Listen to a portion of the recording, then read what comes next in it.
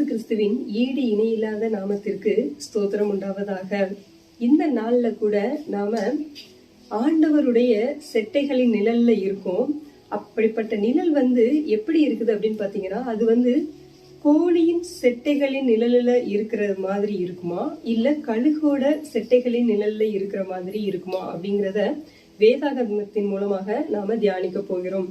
முதல்ல மத்தேயுவின் புஸ்தகம் 23ஆம் அதிகாரம் 37ஆம் வசனத்தை பார்க்கும் பொழுது, கோழி தன் குஞ்சுகளை தன் சிறகுகளின் கீழே கூட்டி சேர்த்து கொள்ளும் வண்ணமாக நான் எத்தனை தரமோ உன் பிள்ளைகளை கூட்டி சேர்த்து கொள்ள மனதாயிருந்தேன்.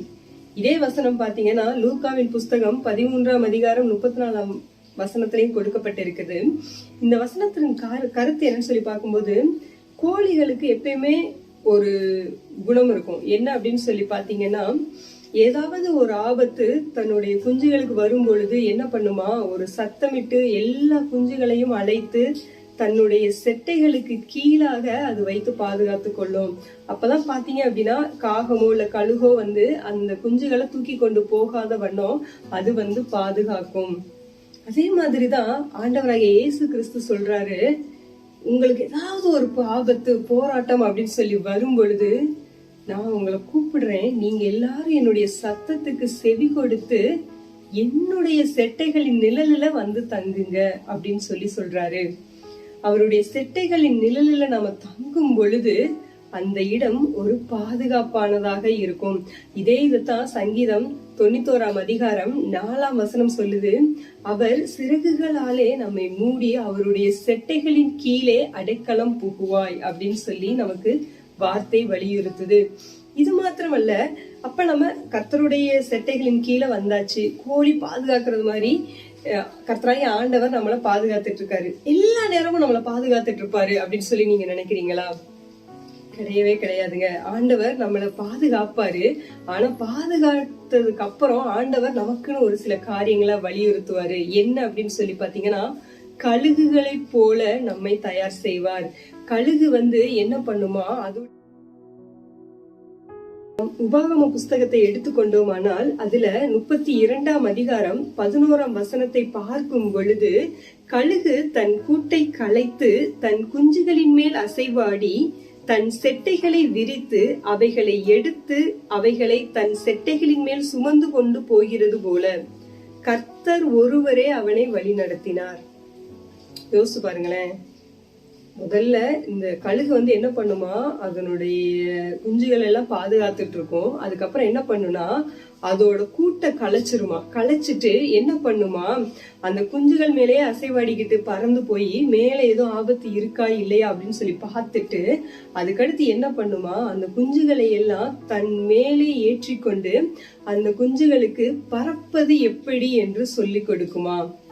ஒருவேளை அது பறக்கும் பொழுது தவறி விழுந்தது அப்படின்னா கீழே இருக்கிற கழுகு என்ன பண்ணுமா, அதனுடைய செட்டைகளின் மேல அது தாங்கிட்டு இருக்கும். அப்ப கர்த்தராகிய ஆண்டவர் இந்த வார்த்தையின் மூலமா நமக்கு சொல்லுகிற காரியம் என்ன அப்படின்னு சொல்லி நம்ம பார்த்தோம் அப்படின்னா, கழுகும் தன் குஞ்சுகளை பாதுகாத்துட்டு தான் இருக்கும். ஆனா அதுக்கு பறக்க சொல்லி கொடுக்கணும் அப்படின்னு சொல்லி நினைக்கிற நேரத்துல என்ன பண்ணுமா, அந்த குஞ்சுகளை எல்லாம் தன்னுடைய சிறகுகளின் மேல ஏற்றி கொண்டு உயர பறந்து அதுகளை பறப்பதற்கு அது கற்றுக் கொடுக்குமாம். ஆண்டவரும் நம்முடைய வாழ்க்கையில அதைத்தான் பண்றாரு. என்னடா வாழ்க்கையில போராட்டமா வருது, பிரச்சனையா வருது, ஒரு பிரச்சனை முடிஞ்ச மாதிரி இருக்கு, அடுத்தது வருது அப்படின்னு சொல்லி நீங்க யோசிச்சுட்டு இருந்தீங்க அப்படின்னா, ஆண்டவராகிய இயேசு கிறிஸ்து சொல்ற வார்த்தை என்ன தெரியுங்களா? ஒரு பிரச்சனையில இருந்து நான் உன்னை காப்பாத்தும் பொழுது எப்படி கோழி தன் குஞ்சுகளை செட்டைகளின் மறைவுல வைத்து பாதுகாக்குதோ அது போல நான் பாதுகாத்துட்டு இருந்தேன். ஆனா நீ அந்த பிரச்சனைகளை பழக ஆரம்பிக்கணும், எப்படி அதை மேற்கொள்ளணும் அப்படின்னு சொல்லி நாம கற்றுக்கொள்ளும் வண்ணமாக என்ன பண்ணுவாரா, கழுகை போல அந்த குஞ்சுகளை பறக்க விட்டுட்டு அது விடும் பொழுது கண்டிப்பா ஆண்டவர் அந்த கழுகு தாய் பாத்தீங்க அப்படின்னா அது அதை தாங்கும். அதே மாதிரிதான் ஆண்டவரும் ஒரு பிரச்சனைக்கு நடுவுல நம்மள அனுமதிச்சுட்டே இருக்காரு. ஏன் எதுக்கு அப்படின்னு சொல்லி யோசிக்காம அதிலிருந்து ஆண்டவர் நமக்கு என்ன கற்று தர்றாரு அப்படின்னு சொல்லி நம்ம பார்க்க ஆரம்பிச்சோம் அப்படின்னா, அவருடைய செட்டைகளின் நிழல்ல நாம இருக்கும் பொழுது நிச்சயமா அது பாதுகாப்பா இருக்குங்க.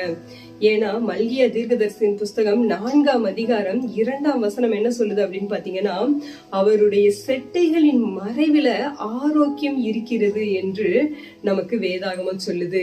அது மாத்திரமல்ல, ஏசாயா தீர்க்கதரிசியின் புஸ்தகத்துல பார்த்தோம் அப்படின்னா என்ன சொல்றாருன்னா, கர்த்தருக்கு பயப்படுகிறவர்களோ புது பலன் அடைந்து கழுகுகளே போல செட்டைகள் அடித்து எழும்புவார்கள். பாருங்களேன், அந்த நமக்கு ஒரு பலன் எப்ப கிடைக்கும் அப்படின்னு சொல்லி பாத்தீங்கன்னா, செட்டைகள் அடித்து நம்ம எழும்பணும் அப்படின்னு சொல்லி பார்க்கும்போது, கர்த்தருக்கு பயப்படும் பொழுது கர்த்தர் எல்லா காரியங்களையும் வாய்க்க பண்ணுவாருங்க. ஒவ்வொரு முறையும் கர்த்தராகிய ஆண்டவர் நம்முடைய வாழ்க்கையில ஒரு பிரச்சனையை கொண்டு வர்றாரு அப்படின்னா, ஒண்ணு கோழிய போல தன் குஞ்சுகளை பாதுகாக்கிறது மாதிரி நம்மளை பாதுகாத்துக் கொள்வாரு.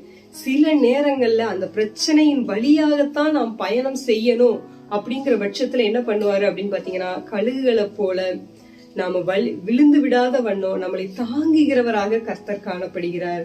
இந்த நாள்ல கூட கர்த்தர் தாமே இந்த வார்த்தையின் பிரகாரமாக உங்கள் இருதயத்தில் பேசுவாராக. ஆமென்.